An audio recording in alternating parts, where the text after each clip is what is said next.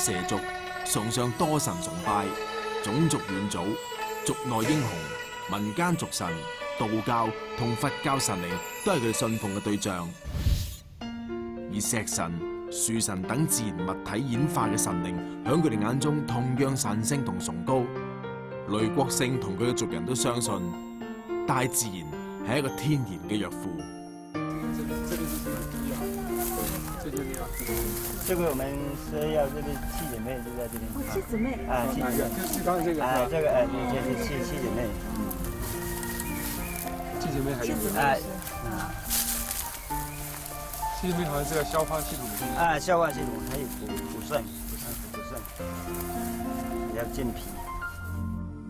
蛇醫用藥大多數都係用新鮮嘅自然草藥，而且佢哋所採嘅草藥範圍廣泛，一條藤、一果蕨、一朵菌都可能成為佢哋藥康中嘅寶貝。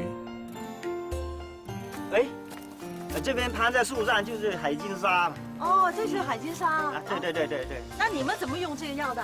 我們當地就是已經是我們村民山上砍柴了，我們做什麼是，比如說這個手上把它砍了一刀，那是把這個葉子拿來放在口裡面是搖軟的，搖軟的這些，那就把它塗在上面，那個會治療這個傷口，那個會殺菌消炎的。呢棵海金沙，如果唔係雷醫生眼尖，我哋都真係睇唔到佢。佢攀爬喺其他植物上邊，好似藤一樣細長嘅部分，原來唔係莖，而係葉柄。佢嘅葉柄仲可以無限生長，因此海金沙嘅葉子可以話係植物界最長嘅葉子。成棵海金沙都可以入藥，立秋前後成熟嘅孢子，亦都係一味好有藥用價值嘅中藥。李醫生啊，點解佢會有海金沙個咁靚嘅名嘅咧？嗬？主要根據佢嘅孢子嘅形狀嚟講嘅。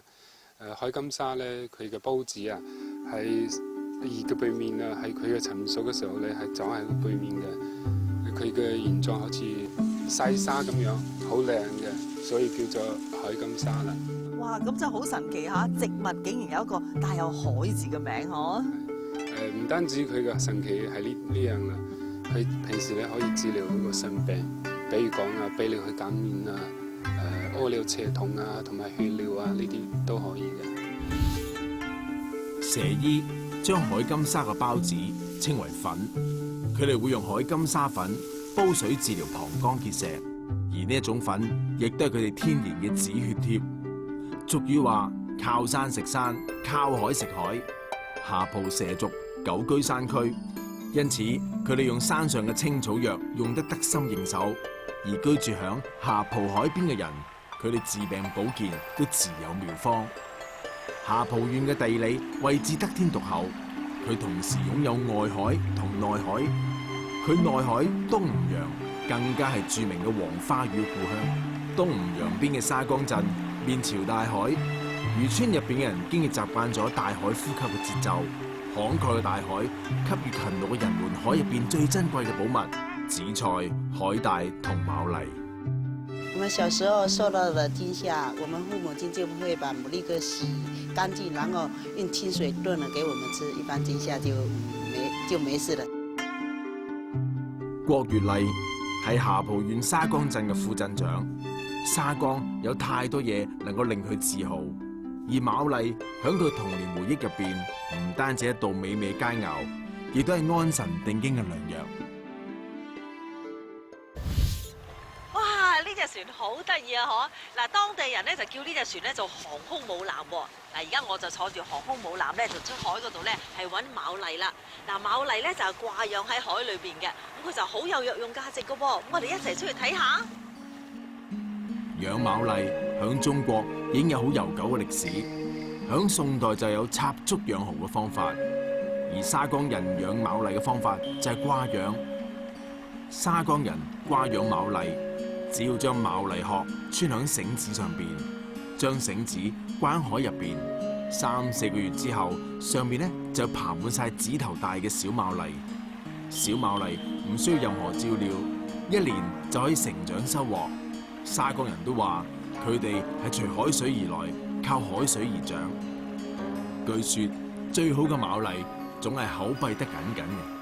古希臘神話入邊嘅牡蠣係代表愛食物，所謂愛在心頭口難開。牡蠣嘅肉響古代被認為係海族之中最貴者，古人將佢同八珍之中嘅熊掌並稱。我國宋代著名文學家蘇軾被貶儋州，即係現在嘅海南島嘅時候，就好喜歡食牡蠣。牡蠣響西方人眼中係唯一能夠生食嘅貝類。傳說拿破崙響戰爭之中最激烈嘅時候，都不忘以牡蠣補充體力。巴爾扎克更以一日能夠食100多個牡蠣為榮。嗱，李醫生啊，牡蠣嘅肉咧就好鮮甜美味啦，好多人都好中意食噶。攞嚟煮粥就係大家熟悉嘅蠔仔粥啦，咁亦都可以攞嚟煲湯啊，同埋炒餸都得噶嗬。嗰個肉咧都可以有用價值嘅。哦。佢嗰個滋陰啊、壯陽啦。嗰個殼咧，嗰個殼啊都可以有2種用法，作為中藥用嘅。個生嘅咧可以治療重症安神啊。呢啲治療失眠啊、瞓覺唔係幾好啊，呢啲都有效果嘅。個熟嘅咧都可以用火燒咗咧，煉成粉末，吞落去咧都可以治療嗰個胃尿啊、胃精啊，同埋胃酸過多呢啲病嘅。哇！真係估唔到咁好食嘅牡蠣啊，原來咁有藥用價值噶嗬！牡蠣亦都具有強筋健骨、延年益壽等等嘅功效，佢亦都被稱為海中嘅牛奶。佢亦都含有大量嘅鋅元素，亦都有助於增強男性性能力。而女性食牡蠣亦都頗有益處。古書《食物秘書》中就記載牡蠣清熱、調中，令人細肌膚、美顏色。但係牡蠣呢一種上品係有季節性嘅。西方人有個俗語話：不帶字母 R 嘅月份不吃牡蠣，即是話5、6、7、8呢4個月不吃牡蠣。喺呢個期間，牡蠣進入成熟期，體內營養成分幾乎被消耗盡，因而口味不佳。佢嘅生殖巢內容易積聚好多毒素，人食咗咧容易中毒。除此之外，牡蠣肉亦都唔適宜同糖一齊食嘅。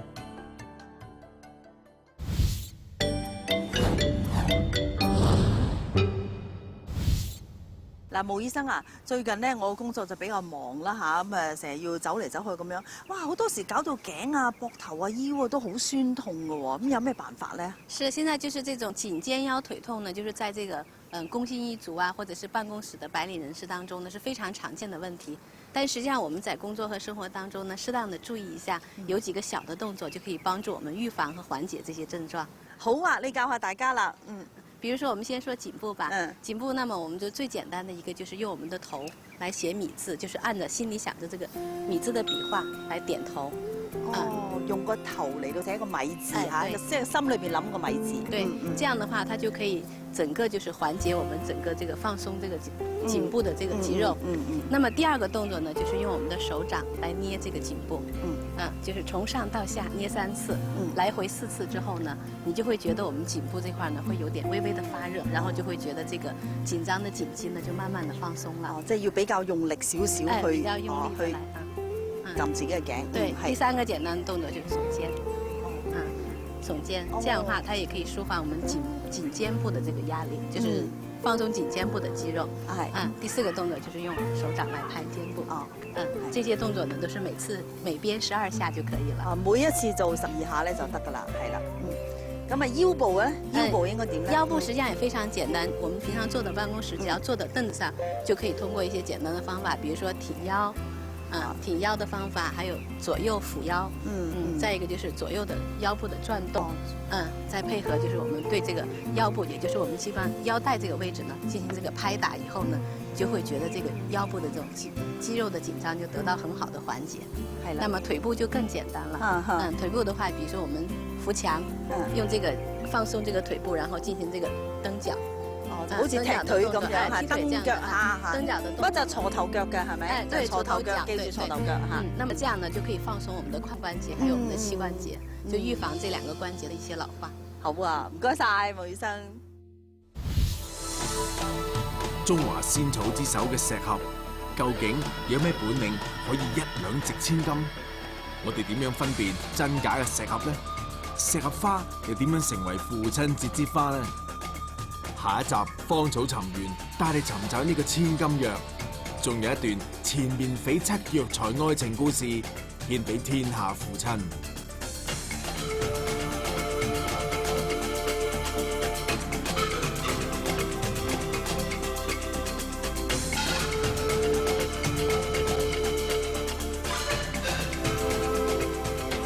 複方係中醫按照病情嘅複雜性，使用2組或者以上嘅處方為病人治病。例如八珍湯就係用4君子湯加4物湯去組成嘅一條複方，治療嘅效果會更加廣泛。